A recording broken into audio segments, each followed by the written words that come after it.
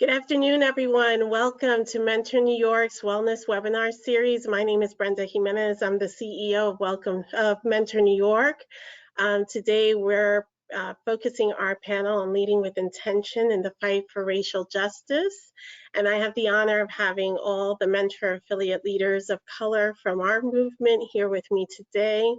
I'm always honored and humbled to be in their space and so looking forward to this conversation.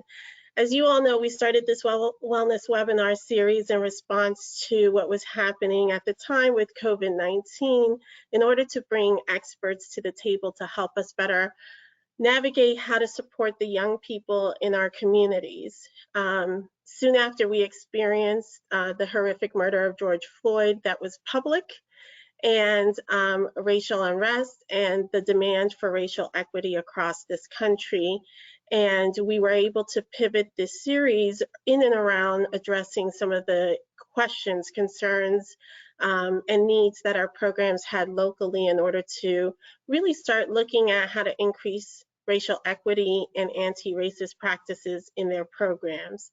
And so one of the things that I constantly get asked as I'm part of a movement that's national is, what are other cities doing? And so I think it's come to a point in this conversation where as we get ready to act on what we need to do next, it's only appropriate to ask the question to the leaders that are doing the work on the ground. And so it's really important, I think, to mimic someone or to copy them is a compliment. So feel free to use their sort of spirit, knowledge, and information to inform and guide how you do the work. Soon after this and during this session, I would love for everyone to ask questions in the question box or the chat box. We actually keep those after our conversation. We do a little bit of an overtime and do mentoring take two and actually answer all the questions in the chat and answer in the question boxes that our audience members have. So please make sure throughout to do that for us all. And so now I'm going to introduce all our panelists really quickly. I am so honored to have them here today. We have Gary Graham, who is the Senior Director of Mentoring Initiative for United Way of Palm Beach County, and our mentor affiliate is housed out of United Way of Palm Beach County in that location. We have Sadiq Ali, the Executive Director of Maryland Mentor, located in Baltimore.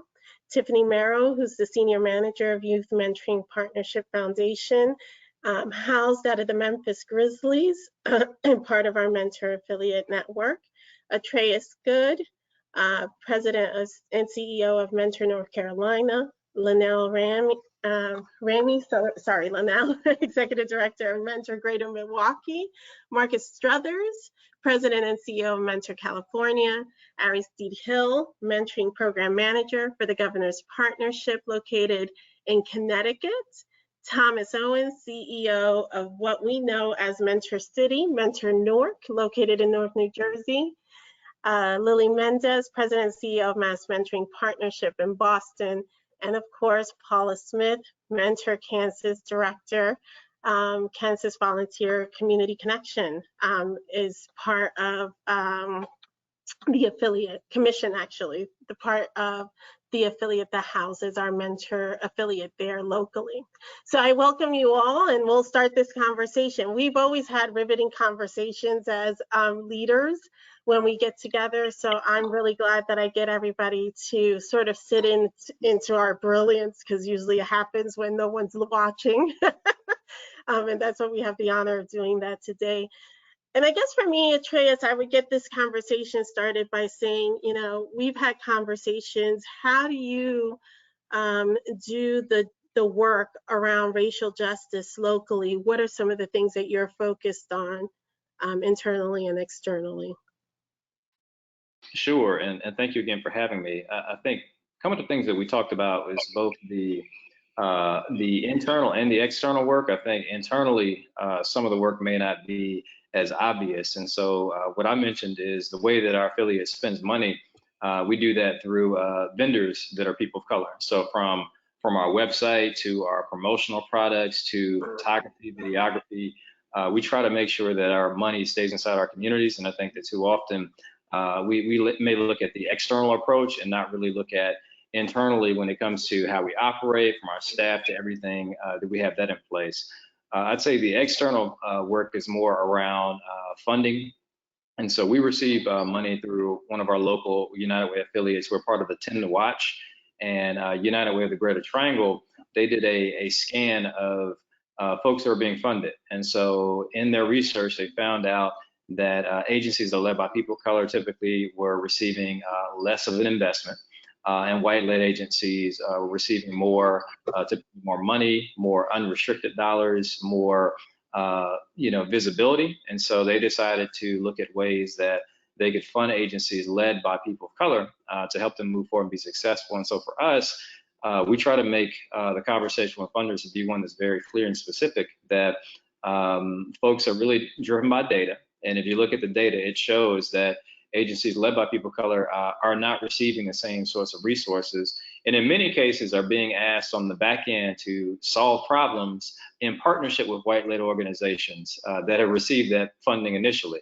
And so for us, it's not a question about charity, it's restoring power for communities that have been systematically stripped, such that the work can be done by the hands of folks that know it the best and most intimately. And that takes courage on both ends, right? The courage to be able to say, this is how we're going to spend our resources, and to be explicit about it. And then the courage to be able to say, I am unwilling to become part of a funding community, even though I have a funding need that doesn't necessarily align with my values. And that's a really important part of really looking at, when you're thinking about racial equity, who sits at the table with you is an important part of it. And Gary, you out of Palm Beach County in United Way are actually a funder through the affiliate to mentoring programs. So tell me a little bit about, and this work started for you a while ago, how was it that you wanted to increase racial equity in this work as a funder specifically? Well, it didn't really start through us. There was actually a big collaborative called Birth 22 in Palm Beach County as a whole, where most of the funders got together who were in the public arena and decided that this was going to be important work for the youth and for us as funders to move forward. One of the things that we've always heard and now we've seen is the people closest to the pain are closest to the solution. And what we've also seen is most of the people that we funded in the past weren't really closest to the solution. So we actually had to go through and look at all the agencies that we funded, and we marked it. White-led, white male, white female, black female, and we had to really take a look and say, this doesn't match what we're really trying to accomplish here in Palm Beach County. So one of the things we also decided was we had to look at the youth we serve and how we're going to make sure that they're going to get the best outcomes. And one of the things that we decided was to move forward with Racial Equity Institute. And Atreus from North Carolina knows about these folks. I had to ask him. So every agency that we fund, the EDs and program frontline staff have to go through the Racial Equity Institute training. It's a 2-day full training, and we make sure that that is one of the prerequisites of getting funding from us, is going through that training, so you understand the historical relevance of racism in the United States of America and how it pertains to youth and the agencies that you're actually dealing with in terms of poverty pimping now. So we want to make sure that everybody's on the same page and understanding that. So that was one of the things we marked and that we're moving forward with. And now when we're even making funding decisions, one of the things that doesn't necessarily come from me, but even from the top, is, are we looking at things through a racial equity lens? And that's one of the questions that we ask with every decision that we make in terms of funding. And I bet that example sort of impacts the way that you even talk to your programs that you're funding, because it does deepen the conversation around where they're positioning themselves in the racial equity lens as well, correct? It does. And not only how they position themselves, but position their mentors who are serving these kids and understanding that they're going to look at things with a racial equity lens as well. And a lot of times we see a lot of the mentors may have come in where it's kind of like a white saviorism mentality, and that's not the case. You're going to look at these kids and build upon the strengths that they already have. And what we've noticed is every kid can use a mentor, but these kids happen to be on the ones for the wait list to want a mentor. So we just want to make sure that we're always looking at things from an equity standpoint, look at things from a skill building and asset base for these kids, to make sure we get the best outcomes for the kids and for the community as a whole, because they're all our kids.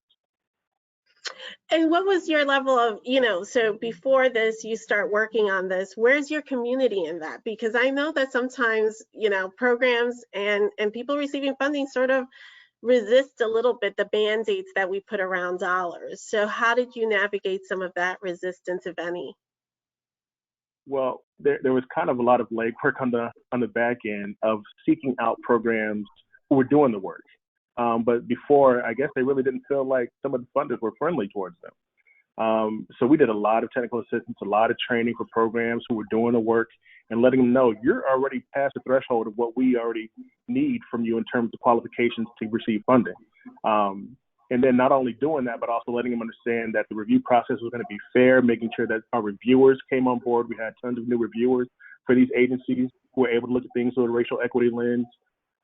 So it put the programs in a very nice position to be funded as well. So our funding went from like 3 or 4 programs years ago to now we have over 30% of our programs being funded for the full funding. And even in terms of our separate mini grant or capacity building mini grants, like that's 90% minority funded. So, I'm not going to say it was me because it wasn't. There's many other people at the top who've made the decisions, and just we've kind of been able to give input, and they've seen the benefit of doing that.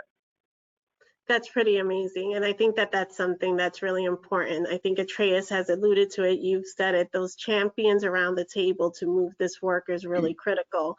And so Linnell, as we look at Milwaukee, which I was watching a show not too long ago, I told Linnell, I had no idea Milwaukee's one of the most segregated cities in this country, right? And so knowing that you're in sort of that situation, we know that one of the top funders across the country in this movement are corporate funders, right? And how do we create racial equity sort of in those spaces as they're trying to navigate how to create more diverse workplaces? How does that impact community and sort of your work in Milwaukee with the disparities and it's sort of very visual and clear segregation that exists in your city? Yeah, when you look at Milwaukee, right, demographically speaking, right, African Americans alone make up 40%. Many people don't realize how big it is, right? And when you add in a Latino population, we're a minority majority city. So when you have to approach corporate, unfortunately, we get stuck in this, what's the ROI, right? Like we always got to figure out what the technical term on how we do this. But I always say that, we have to first look at how do we make sure corporations are giving back to the communities in which they're housing, right? Milwaukee has demographics where they did a survey of companies that have 100 plus employees. We make up 40% of the population, but we make up 14% of the workforce. So that tells me right there, the gap is either people don't know what's happening in these buildings from a workforce development standpoint, so there's no mentorship, right? I grew up in a time in Milwaukee where you only really worked in a couple places. There was some factories in the city. That was it. So my uncle talked about it, so I knew about it. So there was mentorship there. That doesn't exist. So we got to get corporations to start to see the different ROI, which is what uplifting and building up these communities in which these young people live in, right? They have to have the attachment.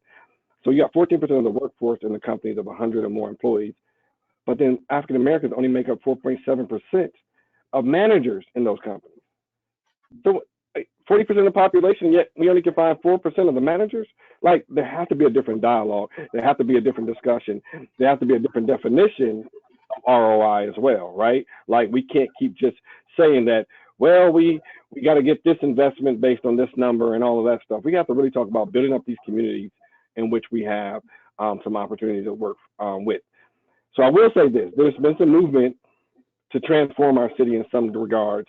The MMAC, which is kind of the membership of all the major companies within Milwaukee, have created a pledge. And part of the pledge was kind of based upon some interviews that were done and where African Americans and Latinos basically said they still suffer from prejudice, segregation, racism within the workforce. So now these companies are pledging to increase, say, managers, for example, by 25% by 2025. Now, it is on paper. The pledge just kicked in January, and then COVID shut everything down. So, we had a conversation with MMAC about adding to the pledge possibly about requiring all the companies who were part of the pledge to create some form of mentoring program that gives back to these communities in which they're located, in which they serve, right?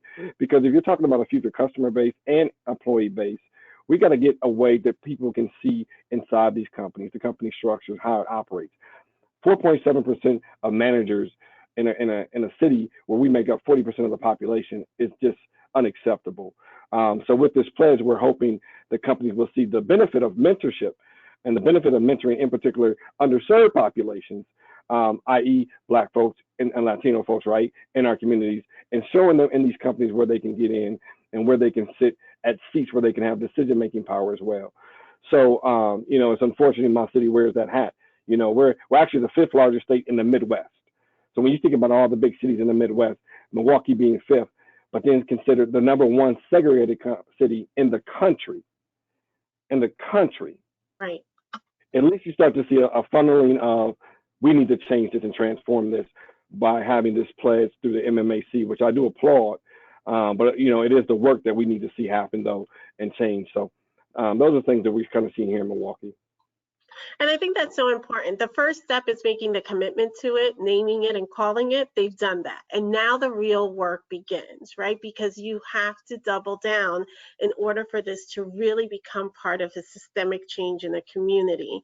And I have to say, Tiffany, there is no one that has doubled down better than the NBA in the last few weeks. I mean, it has been truly something to watch. They have made a public commitment, one that reflects their employee base, their superstars, and I think in so many ways, because young people are so connected to the NBA and it brings such joy, it really is a representation of elevating young people's voices in this very quiet and powerful way, right? Talk to me about what that's like to be part of that type of movement within a corporation. Yeah, so, you know, this is what will be my 10th season working in the league. And I, you know, can honestly say I have never been more proud to be involved with the league in terms of what it's doing within our local communities. And so really just being a great example of taking the platform that you have been given and really amplifying the voices that really are near and dear to the movement. So, you know, it's probably no surprise that nearly 90% of, you know, our superstars within the league are men of color. These are issues that genuinely affect them, you know, and so I really have been inspired by the league's position, not stifling their voices, but allowing them to utilize their individual platforms to speak up about the injustices they're seeing. It's no longer a shut up and dribble, you know, type situation. No, we are going to ensure that the voices of the league are represented. And so, you know, I really commend our leadership for creating that platform. Now, if you're a fan of the game, right, a fan of sport, you know that there's a lot of controversy around, is this just for show? Where is the action? What are we putting in place? And so, Brenda, to answer your question, I think, you know, this has really been key for us who have been doing the work for a long time. So for those that are not familiar, the Mentor Memphis Grizzlies affiliate is housed within the Memphis Grizzlies Foundation, which is the direct charitable arm of the Grizzlies organization. We are comprised of a joint department, our community engagement team, as well as our Grizzlies Foundation. All NBA teams do have a community engagement foundation, but we consider ourselves super unique in that we focus exclusively on youth mentoring on that foundation side. Years ago, our local ownership made the pledge, they put their money where their mouth was, right, and said, we want to support youth mentoring. We want to support our community, and we believe mentoring is a great way to do that. And so this has provided us an opportunity to really showcase the work that we've been doing for so long. Since 2001, when the team came to Memphis, shortly after we brought in the Memphis Mentoring Partnership, now Mentor Memphis Grizzlies, we were able to launch a direct service mentoring program, the Grizzlies Team Mentor Program, and we continue to fund many innovative models of mentoring within our community. And so it means the world for us to have the league behind us. We've been on the ground doing this work for so long, but for it to finally be elevated as a solution, as a key to making change in our community is such a beautiful thing. It then allows us to elevate those around us within our community who, again, have been diligent in doing this work. So we're able to go out and collaborate with the National Civil Rights Museum, or our local NAACP chapter, or our local Black Lives Matter chapter, right? And bring them to the table. So, I really think this is a great opportunity for us to bring some folks along with us, right? Again, organizations who may not have the funds or the notoriety to be able to get their message and their work out there, utilizing the MBA, its platform, its structure to do that has been really, really inspiring for us and really exciting. That's really amazing. And, and I have to say that I think that many times this work can feel really lonely. And so I would imagine that not only through the example, right, the performative piece of it, but then the doubling down of how they're hiring staff, how they're moving messaging, how they're funding is where then the commitment lies, right? And so it is this balance of demonstrating publicly who you are as a face, but then what happens around the commitment behind the scenes. And that happens on a large scale. I mean, the NBA has a great platform to be able to do that massively. But Lily, that also can happen on the local level with really key leaders that really are about community. Tell me a little bit about your experience of seeing what leadership locally stepping up to do that sort of not only performative piece that's visual and sort of tangible, but then doubling down on the work. Thank you. And Brenda, I wanted, first of all, thank you for this opportunity. I don't want it to be lost that when you bring leaders of color together, that there is always a rich conversation that also results in action. So thank you for your leadership. So we are, we all run organizations. We all have a platform. We are, like one of my colleagues mentioned, we are expected to do the work while we are also experiencing the harm, because that's the difference between being a leader of color and not being a leader of color in this time. And so, allyship, I want to talk a little bit about allyship and also about structural work that we have within our own organization. Some of us are in different continuums. I happen to be one of the oldest affiliates. I've only been on the job 2 years. It's a heck of a time to be leading, right? At this moment. I love what Atreya said about what is within our control immediately. Who are our vendors? What are our hiring practices? Are we walking our talk? How are we talking about the work? I think the beauty of this moment is we can move it, we can speak plainly and use the terms racial justice, racial equity, like name it, call it, at a time where, we've had to sort of dance around the corners. Which is, that's I would say that is the opportunity at this moment. But what does that look like in an organization? So at the staff level, we start doing the analysis. We've been on this continuum for several years. I'm in my second year at the helm. We've broadened our policy. So we are now, instead of just looking at mentoring legislation, we are looking at legislation that impacts young people, right? Because we are not working with young people in isolation. It's not just about the individual. It is what is creating the systemic barriers that are not allowing them to be their true potential and thrive. And so we did that, but we had a disconnect between our staff, our programs, and then our board. I have a wonderful board that I inherited. It was mostly people of white folks. Many had been on the board for a very long time. We have a very corporate heavy board.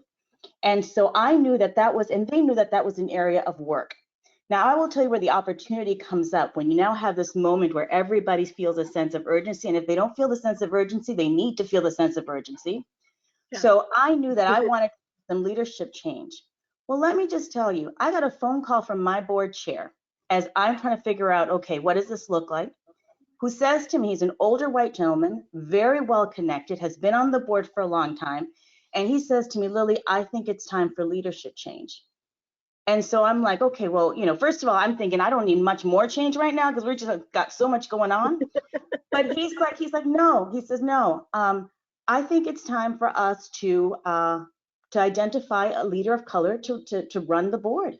To be the leader of the board at this time. This is the moment, and this is what's so and I want to speak to the folks that think that it's so overwhelming. Yes, the problems are huge, but the first thing you need to think about is what can you do at this moment. And I want to challenge every board member out there. I looked at my board and I said, well, my board chair, I said, well, what about And I was thinking small. I'm going to name it. I'm like, well, our succession. I'm like, the next in line is another white male. Great, does not a lot for the organization. But he says, Lily, why are we thinking that way? He says, we have other leaders of color on the board who may not fit the traditional succession plan, but have the confidence of the board.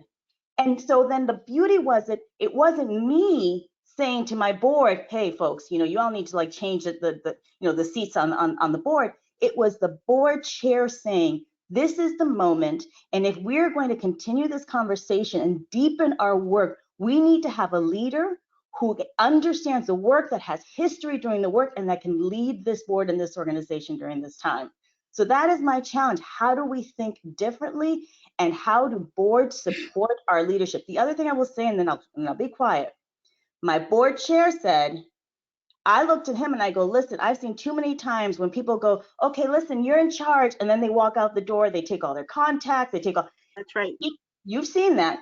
He committed to staying on the board and supporting that board chair as long as she decides she needs that help. So it's not for our allies. It's not like, hey, okay, good luck to you, I'm out. It's like, no, how do you transition, share power, transition power, and support power and leadership of color?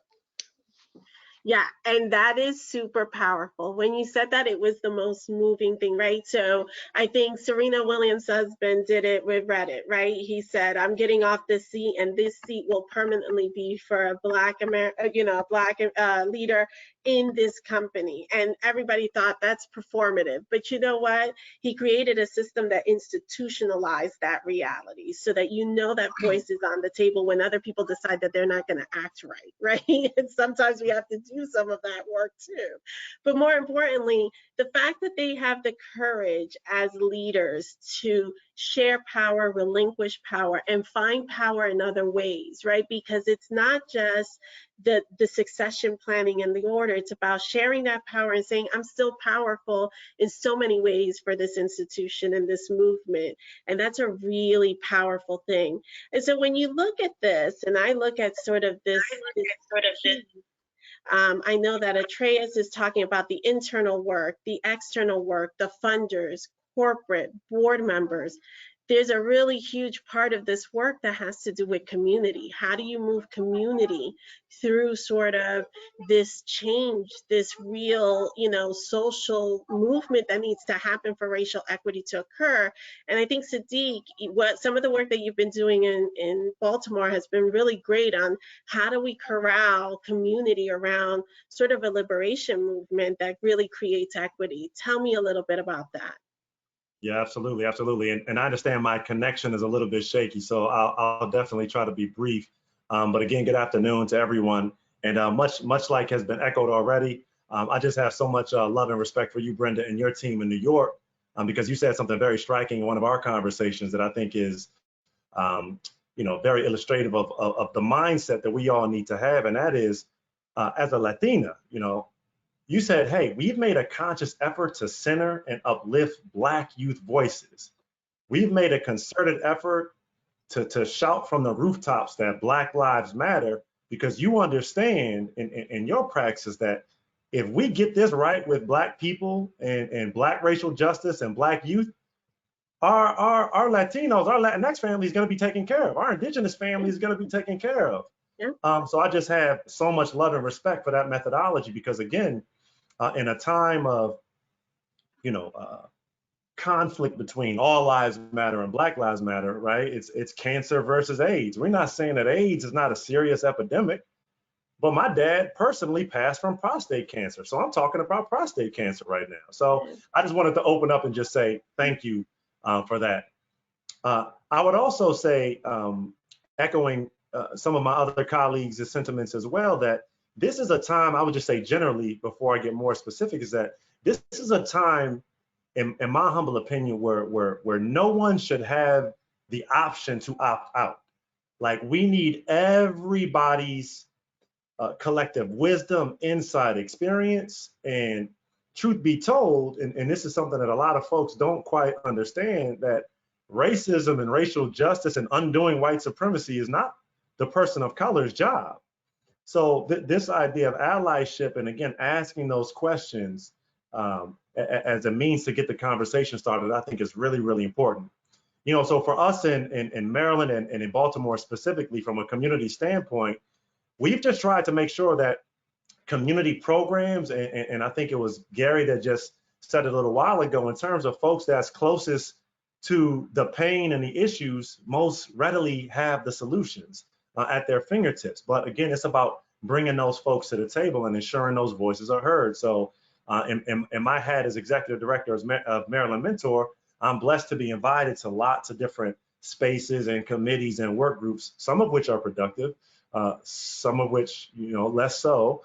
But in those conversations, how do we bring those voices to the folks that are doing the work consistently with funding and without funding? You know, one of the ironies that we've come to realize locally, sort of in the backdrop of COVID, is that while mid-size and some of the larger programs are funding, the grassroots organizations are thriving because they were used to not getting any funding anyway, to Atreus's point. And we've seen their efficacy and their connection to the community and young people increase. So again, that's just one of these pieces where we've just adapted and gotten better as time has gone on, with or without very, very directed and pointed support. You know, the last thing I'll say specifically that we've been working on locally is this idea of, you know, doing the work internally is one piece of it. You know, partnering with our corporate partners is one piece, but we also gotta look at the nitty gritty of what's going on in programs. You know, so I've personally been through a good number of racial justice trainings, Undoing Racism by People's Institute, so on and so forth. But from our vantage point as youth development practitioners and advocates, the question we ask locally is, how are we ensuring that our mentoring programs and youth development partners aren't perpetuating racism and white supremacy? Because how our young people are socialized there's a direct correlation between what happens in the future, because these are the leaders that we're growing right now. So one of the holes that we identified is actually bringing together a cohort of concerned programs proactively. So we actually started work on the Moving Towards Liberation cohort learning experience last year around this time, prior to the most recent public lynchings and killings of people of color around the country, particularly Black men. So I just think that, you know, this proactive approach that says, you know what, we need to examine the work of socialization in our programs. And I think one of the other conversations that this group has collectively had as affiliate leaders of colors is that we have to acknowledge that out in front, and just calling that spade a spade, that for a really, really long time, the mentoring movement has been inherently racist. We've centered whiteness as the standard. We've centered the proximity to whiteness being the answer, right? If you just talk a little bit better, you'll be, you know, you won't get arrested, or you won't get shot. You know, if you just learn how to tie that tie, and I love ties, make no mistake, right? But to lift that up, right? Tying a tie as some sort of silver bullet ignores all the systemic racism and structural challenges, and the need for us to socialize our young Black and young Black and brown and young people of color to this idea that assimilation is not the key, but rather we must teach navigation, and ultimately how we provide these tools to dismantle what they see, to influence their environments. And a lot of programs just aren't versed to do that. They weren't designed to do that. They were designed to just, hey, just, you know, be kind of more like the normal folks, you know, AKA white folks. So that's really what our intent was behind creating this cohort, which we expect to run about 9 months, to really provide a support experience, because we know this is tough work. This is soul work, and it's not going to be fixed overnight. But this idea of not only forming a built-in support group, but also an accountability group. So that way we have a group of programs that's going to hold each other accountable to say, hey, you can't do that. If you don't have a plan to recruit more mentors of color, that's a glaring hole in your program. So that's part of what we're working on. I'll just end with this note, and I will publicly say, I know for a fact we're not doing enough, but to Lily's point, these are the conversations that spur action. And I look forward to us doing more locally. No, thank you for that. And thank you for the courage to say some of the things that you've said. You know, one of the things that the entire youth development sector sometimes struggles with is the truth around how systems are built around the practices that we have. And I can't say that as a leader of color, at times I'm not complicit in becoming part of those systems as well. That's why self-evaluation is such an important part of this process. And none of us are free or get a free card of not looking introspectively and examining our organizations and questioning practices so that we do better for the young people that we serve, because that's when the real injustice starts to happen, right? When we start to ignore and to look at the systems we're a part of. And so Aristide, your organization runs out of the governor's prevention space, and so you collectively have to do work with lots of programs. How are you all corralling together as programs to have impact at scale around sort of this racial equity work right now at this moment? Yeah, thank you, Brenda, for you and your team having this conversation, because I'm getting a lot from my fellow affiliate brothers and sisters of color, and I'm feeling great about that. But after the tragic death of George Floyd and the visceral reaction a lot of people had around the country, we began in our organization to really look at ourselves and to really do the work. Of course, we were doing good work, right, around racial diversity, but I think the programs, the board, as well as all of the stakeholders came together and started to do some things. And we were able to move really quickly and put on a training, the Essentials, which is a great training for Black boys, Black and brown boys of color, which we did really quickly and got a really good response from the collaboratives around the state of Connecticut. The conversations that followed when I met with the collaboratives around Connecticut was, let's really put together a robust plan to recruit Black and brown men of color. We want to do that because they have lived experiences, and we want our mentors to reflect the population that we serve. And so that was really heartwarming to see. And people are really looking to many of you going on your websites to get more information. And as we meet, we're really putting together a pretty good plan to make that happen. Not only that, but at the board level at our organization, we're really looking to diversify our board and to make sure that our board reflects the communities that we serve. We're doing the work, the process is going on, and I've been encouraged by that fact here in Connecticut that although a tragic event happened to spur this on, but we're not letting go on it, and we're really moving forward to make sure that these things are being moved forward. That's pretty amazing. And I have to say that that is so key. One of the things I've been looking at is, you know, our programs have such limited resources, and sometimes we go for the things that we know.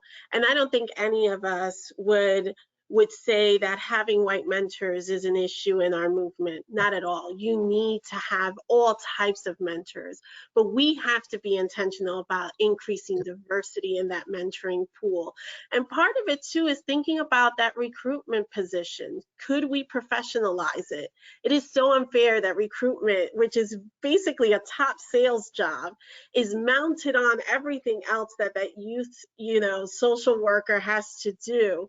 And so there is some expertise around what recruitment should look like and what that sales looks like. And we really should think about, as a movement, how do we professionalize that position and really pump some resources and expertise around it so we could accomplish that. So I look forward to seeing what you guys do as a strategy to really accomplish this.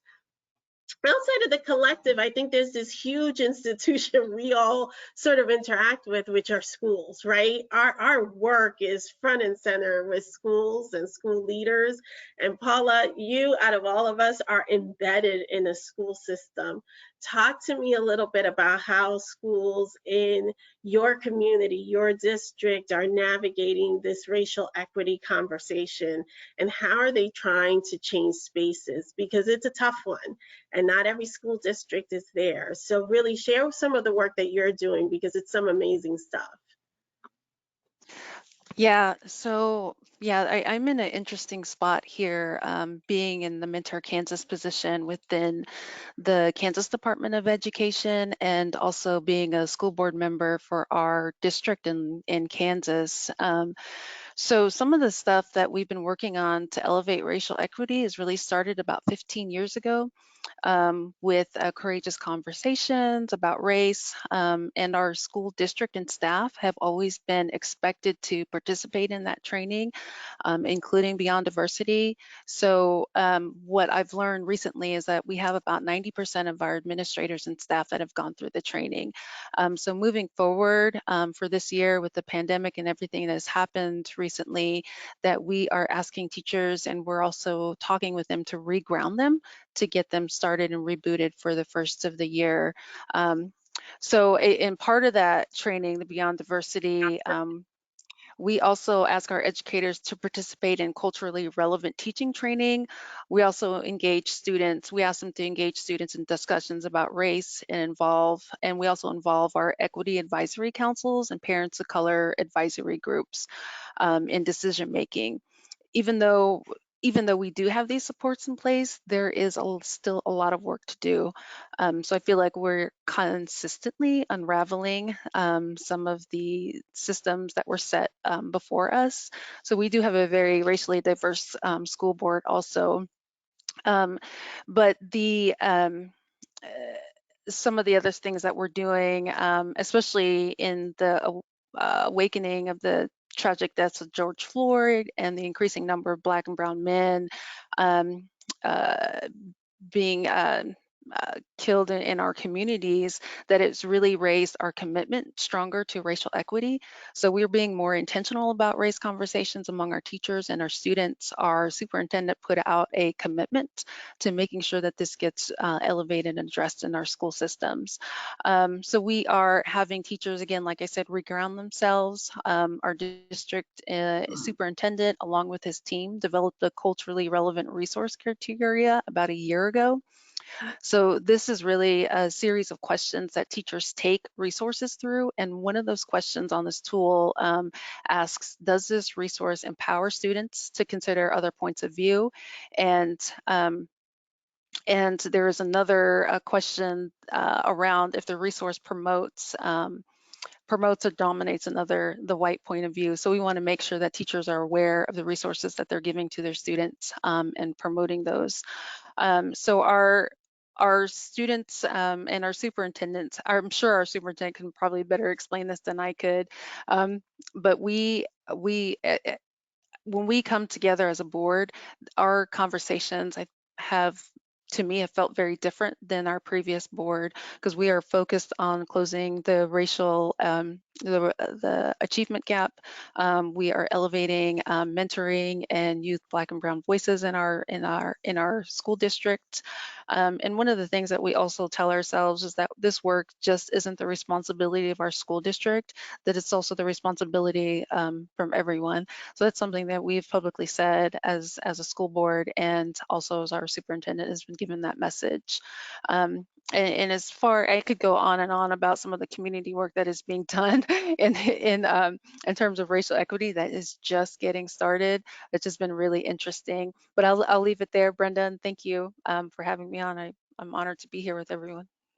No, thank you for being here. And I have to say that one of the things that Paula has shared with me is that with that comes sort of a promise and a statement from the school district as to what they're committing to the community as far as racial equity is concerned. And I love that, because that creates an accountability lane, right? Yeah. So you put it out there that you're going to do this, and now people have something to look at and hold you accountable to. And I think that's really powerful. But I also think it's powerful that teachers are asking themselves, how am I teaching this? How am I saying this? And from what lens are we looking at the work? Because we know that the amount of time that young people spend in school impacts the way that they shape and form their own thinking of themselves. And I think that's really powerful. But I have to say, when I think about that, I think about the thousands of conversations I've had with Thomas around language, right? Thomas is a maven at taking language and making it have impact. So if you go to Newark, it is Mentor City. If you go and see what he's trying to do with the work of mentoring, he's creating a mentorverse, and he is great at putting that marketing language spin to it. But one of the things you and I talk a lot about, Thomas, is sort of why language matters when we're working with our young people, and how this movement is a place that can really be intentional about language to shape how people think about young people, but especially about our Black youth. So talk to me a little bit about the impact of language as far as we evaluate our programs. Well, the way we look at it, thank you again, Brenda. Brenda's always, since I came on board, Brenda's been that voice and my tri-state partner, always there for me. So I just thank you for everything you're doing. The first thing, when I came in, one of my board members asked me in my interview how we'd raise money. And my point is, being a person living in Newark, I said, first thing to raise money, we got to become relevant, and we got to speak to the people. And one of the things that I think, I'm heard what Sadiq said earlier, but I think the solutions should look like and feel like the people in the community that you serve. Like Sadiq just said, the solutions look like something else. Then we're selling a bill of goods to people. So if we're in a Black and brown community, our solutions should feel Black and brown. They should feel comfortable. They should be comfortable seeing us walk through it, understanding that that young man runs that, and he makes things happen for me. He doesn't need to go to 5 and 6 other guys who don't look like him to make something happen for him. That we can actually make something happen. So the first thing we did, we labeled Newark is Mentor City. Once again, a proclamation: Newark is Mentor City. This is how we're moving. And then, so it's not a question: do you think you'd like a mentor? You think mentoring's nice? Nah, Newark is Mentor City, son. And this is how so to have that kind of energy, because we have, let's be honest about ourselves, there's the energy that exists in our community. And what we tend to do sometimes when we put the shirts and ties on, we walk in those rooms without the energy that sustained us through our entire life. Then we come out and say, well, that was a rough meeting. Yeah, because you went in the meeting with no armor on. Our stuff is our stuff. And we walk in a room like that, people get it. Is the philosopher, I call him philosopher. The song came out a couple of years ago called Exhibit C, for the people that know about that, Exhibit C. But there's a line I'm using a lot now. He's a line where he said, that's why when you talk that tough talk, I never feel you. You sound real good. You play the part well, but the energy you're giving off is so unfamiliar. I don't feel you. So the thing is, when we come in the community, are they feeling you? Because all the stuff we talked about today is lovely and racial equity. We can get that, but if you walk up in whatever community, I'm in Newark, if I walk up on the block and I'm trying to get to that young person that I want to get them to understand that you might need a mentor, we need to get something. I can say equity to him. I can say all that. He's looking at me. But if I say, son, let me talk to you for a minute. Let me holler at you for a minute. And then maybe say to him, why don't you come by the office next week and check me out? Then this young man, I've been able to do this in my life, they come up to my office and now they see you in that seat, but they've never seen anybody that looks like you in that seat. Now, I bring them in the boardroom. I said, we're going to dead the boardroom out for a little while. Nobody can come in here. I tell people, no, nobody's not got him in here. Then we sit up and I might bring 2 of them. We order lunch and we sit back and kick back and I'll find out what's going on in the community and they'll tell me stuff that I didn't know. Oh, that's what's happening? Okay, cool. Then they'll leave, but now they've got a connection to that spot and they've got a connection to us as leaders. So I think outside of all the work we do, it's got to feel authentically. Our work and our solutions have to feel authentically like the people that we serve. So they're comfortable working with us and supporting us. And then the other part, just to be honest about it, is once again about that armor. When we come authentically to the people like that, when you get caught up in a spot, and when people start coming at you for how you're talking and stuff, that community is going to raise up and say, you're not going to do it to him. No, not to him, because not to her, because they got us. I feel them, but if we're out here doing this work separate from the community, when that stuff comes for you, you're on your own, because they're gonna look at you. I never knew you. You never came by the church. You never came by the center. I never saw you on the block. And the beautiful thing is in mentoring is when you really tie into that other kind of power that's going on, with this work. I got taught this lesson this year by two of my young men I challenged them to do a mentoring program across town at a Latino school, and they were on all sides of town. And we'd pick them up and we'd take them over there, and they would mentor these 10 or 12 kids, and they did it. Because of that, they got recognized, and Nike recognized them. So Nike put them on the spot. So Nike came to the school, filmed the spot at the school, whole thing. Then when they did the spot, this is their energy. This is that, the universe conspires in your success stuff. Now when they got the spot, Kyrie Irving shared it. So now I got two young dudes from Newark, 16, 17 years old. They do a commercial because they mentored kids. Nike recognized them. Kyrie shared it. If you go on Kyrie's Instagram right now, these dudes got 1.6 million views. But then, okay, that's lovely. But the way that resonated in the street was, and they tell the story much better than I do. They were coming home from basketball practice, 8 o'clock at night on the streets of Newark. It can be, like all neighborhoods, it can be a little tough out there sometimes. They're sitting at the bus stop, they got their hoodies on, they're waiting for the bus. They see 4 cats walking up on them, hoodies on, black mask joints on. This was before the pandemic, so there wasn't no reason to have no black mask. They had the black mask on. They walk up on them. Now they're doing what our boys, unfortunately, have learned to do. They're putting their stuff in their pockets. They're taking their watches off. They talking to each other, yo, we get crazy, we going that way. They're having this conversation.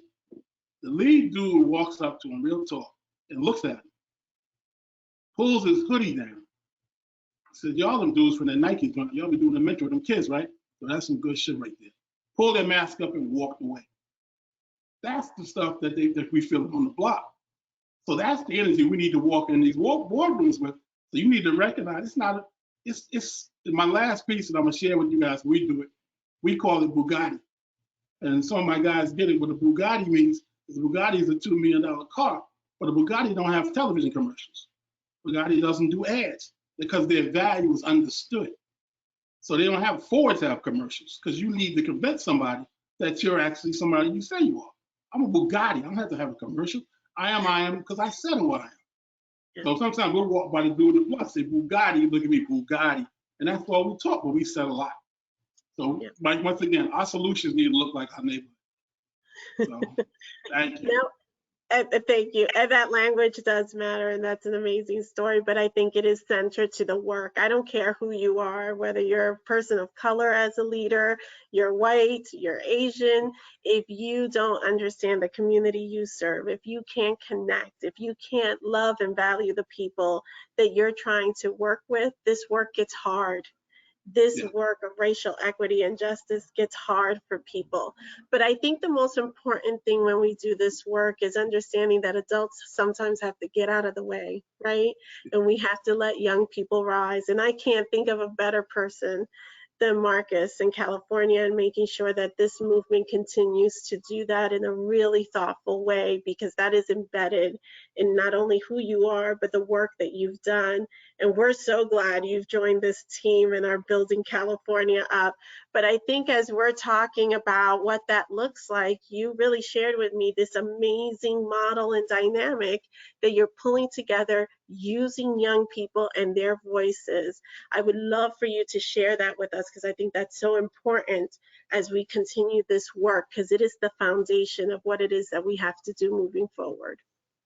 That's right. Well, I appreciate that, Brenda. Thank you so much. I concur with everybody. It's beautiful to be in the space with all of you. And as the baby, a little over a month into this work, it's exciting to have siblings who can give me all of the knowledge that I need. So I appreciate that. You know, I got my head game from Linnell, so I'm gonna go ahead and call that out now. One of the things though that I definitely want to call out as we're thinking about this work, especially with mentoring and how we build Black better, we often sometimes turn mentoring into talking about young Black boys. We turn ourselves into a position of talking about the fact that Black men have been killed at a very high rate. But I think we have to also make sure that we recognize that our Black women are being murdered, right? Our Black LGBTQ youth are being murdered, particularly our trans community. I think it's important for us to make sure we recognize our Black girls are being suspended out of schools at a very high, disproportionate rate. So as much as we are lifting up Black Lives Matter, we need to make sure that we are paying attention to all those Black lives and the importance of this work. And as we're moving forward, you know, it's important for us to think about how we bring young people into the fold and how we really allow them to have a voice at the table. Because two things are happening, especially here in California, is one, either we are as adults getting out of the way and allowing young people to come in and empowering them to make decisions. So for us with Mentor California, one of the first things we did was we brought 2 young people on our board. We have a sophomore from UC Davis who's on our board. We have a sophomore from high school down in Southern California that's on our board, and she's on fire. She hadn't stopped emailing me since she joined the board. So I'm like, okay, here we go, which is beautiful. You know, and we're excited about that. And what's exciting for me is that the board that I have was just immediately on board once I brought up the idea of, hey, let's get young people into this space, you know, and having people like Dr. Tori Weaston, Stephen Meanix, you know, Big Brothers, Big Sisters, Florence Parks, doing amazing work. Like I have amazing folks on my team. So that just brings joy. We're also trying to lift up the Mentor California Coalition of Youth Leaders, which will be an opportunity for us to take 10 young people, build them into a place where they get civically engaged, where they get to get on boards and learn what it means to be in spaces where they have power and they can actually engage in these discussions. Because what these current times have showed us is that young people really just need for us to get out the way and allow them to do the work. Because they have definitely made change in a way that I think is probably change that we haven't seen in a very long time. My brother in Oakland, Chris Chapman, I'm gonna lift him up in Kingmakers of Oakland right now. You know, he does beautiful work, him and his wife, with the Kingmakers of Oakland and also with the Racial Equity Project. And talking with the young people there, they have 5 solutions that I wanna push forward that we have to think about. And the young people said, one, you can't reach or teach a broken heart. So if you were having conversation with young people, simple things, like asking them the question, how are you doing? How often do we ask that question really not wanting to hear the response? Young people are saying, if you come to me asking how I'm doing, be prepared to address me emotionally, socially, academically, whatever it may be in that space. Because if you're really about being in my space and making sure that young people are uplifted, then you really want to know how I'm doing, and then you want to support. How do we also treat young people as an asset and not a liability? Which is very important. How do we look outside of the box in everything that we do, and making sure that we bring young people into a space and an opportunity to really have power to make the change that they need. Also think about how do you get them involved in their training. So one of the things that we're about to do with Mentor California is we're gonna do a statewide listening tour. We're gonna bring our folks in. It's gonna look a little bit different for me right now because I'm gonna be doing this thing virtually. But one of the things that we're gonna challenge all of the mentor programs that come to talk with us and help us understand what Mentor California can do. We are going to challenge them to bring young people to the space. Don't show up on the Zoom without a young person there to be able to talk about your program. We need to hear from them. And I think the last piece is, and this is for all of us as Black folks, but especially our Black youth, don't invalidate their experiences. Please don't put them in a situation where you are trying to cut them off when they're having conversations, or you're trying to tell them to pull themselves up from their bootstraps. Michael Jordan made it, yada, yada, yada, and that's supposed to be, you know, the barometer of how we get to somewhere. So really being able to pay attention to the experiences that young people are having, whether it be in their home, whether it be in the streets, whether it be in schools, and really understand how we as adults can move forward to be able to get them to a place that really allows them to thrive. And I think the last piece that I'll really specify is, as much as we think about data, as much as we want to give funders and philanthropy all the numbers that our academic rates are better, or we're reaching 8,000 students, or we have this many young people involved with the mentor program, and now they're going to school and more engaged. The number one thing that we need folks to understand is that human testimony is assessment. Young people will tell you what is working for them, what they need, and how they want to move. Human testimony is assessment. Stop looking for percentages and start listening to the voices. They will tell you where they are. So we're gonna keep things moving. I'm excited, but I appreciate being in the space with beautiful, beautiful people who are doing amazing work, and we're gonna continue. Thank you, Brenda, I appreciate it. No, I appreciate all of you. I can't tell you, we are at the hour. I think I accomplished having 10 people on the panel and being on time.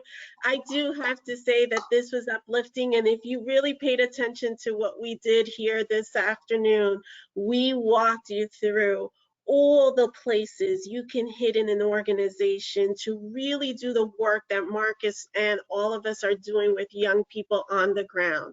If we can't create equitable spaces for young people, joy doesn't come.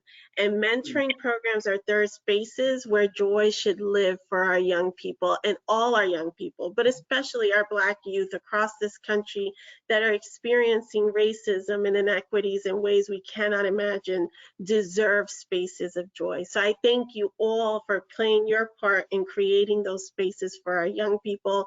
I appreciate you and thank you for taking the time. And the last thing I'll say is there is a barcode so that you could put some feedback and in the survey. You hold up your phone in camera mode and all of a sudden the survey pops up. It's beautiful. We'll be following up with not only the recording of this event, but our mentoring take 2, which we'll be recording shortly. And so you'll receive the survey link as well. Finally, I have to say one thing. We all belong to the mentor family. We are one mentor. We are part of an affiliate structure with a national organization that drives data, research, and information. And one of the reasons we can all be here is because of 34 affiliates, 11 are led by people of color. So that is something significant that we do as an affiliate structure within this movement. I can only do this work and have this rich conversation because we have leadership who buy into what it is to really do this work deeply so that it happens on the ground. So I appreciate our leadership for that movement that we have that allows us the space to have this conversation. And I appreciate all of you. Thank you so much. Have a wonderful afternoon. Thank you. Thank you. Yeah. Thank you, everybody. Bye-bye. Thanks, everyone.